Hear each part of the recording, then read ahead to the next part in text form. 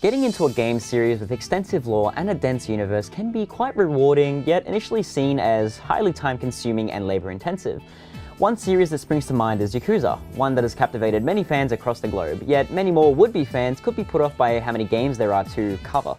To make things interesting, I've brought our good friend Jamie into the mix. He is what we call the Chimpera of New Game Plus, highly respected of both status and opinion as we discuss which Yakuza game is right for you. Now, before you make your first point, I want you to be quiet for a second there, buddy.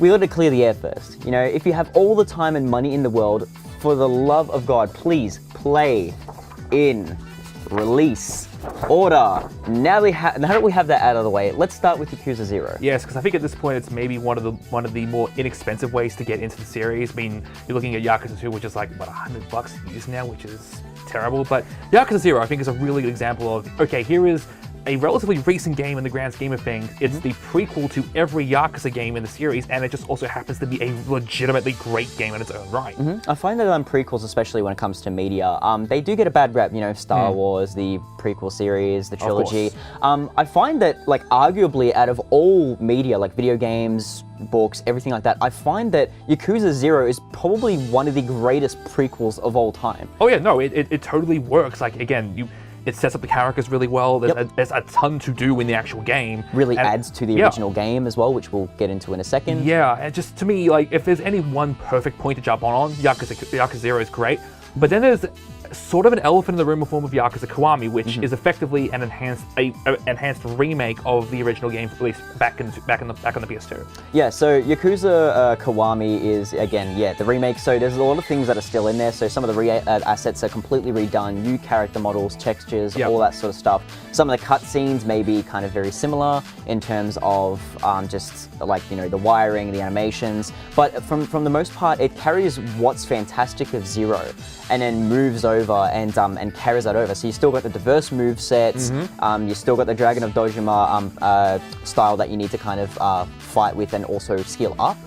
And narratively, it works. Like everything from Yakuza Zero, the way they frame a character called Nishikiyama and how they frame him into the villain of the first game is quite tragic, and it's done incredibly well. And for the most part, like the thing is, like, they build on a lot of Zero, and for the most part, if you've played Zero, okay, you get a lot of cool bonuses to kind of go along with that. Yeah.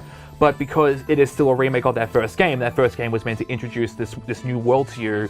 You can still kind of play Yakuza Kiwami without ever really playing Zero. It's not quite the same game, and in some cases it's not quite as good as Zero, but it's still a good enough jumping on point in the series. So purists will have a bit of a bone to pick with the Majima Everywhere system, which will kind of dilute some of the original interactions that Majima and Kiryu have.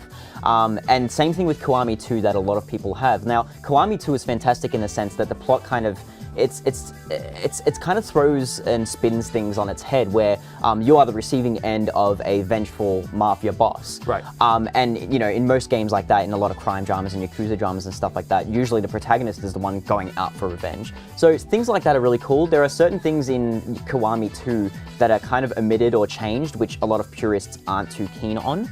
But for me, like, speaking of changes, we'll move on to Yakuza 3 as well, because Yakuza 3, while it's an incredibly well-rounded game, there are some issues with the localization. Yeah, so this was the first kind of game in the series to be localized after, I think, 2 or 3 years. Like, they missed a game in between that, which is a spin-off game, so not that big a deal in the end. But the idea is basically, okay, they brought this game over, but even though it is a densely Japanese series, I think you and I can't argue this, and anyone who's played Yakuza can't argue with this, they cut out some of the more really specific Japanese elements, like, for instance, hostess clubs, or shogi parlors, or mahjong parlors.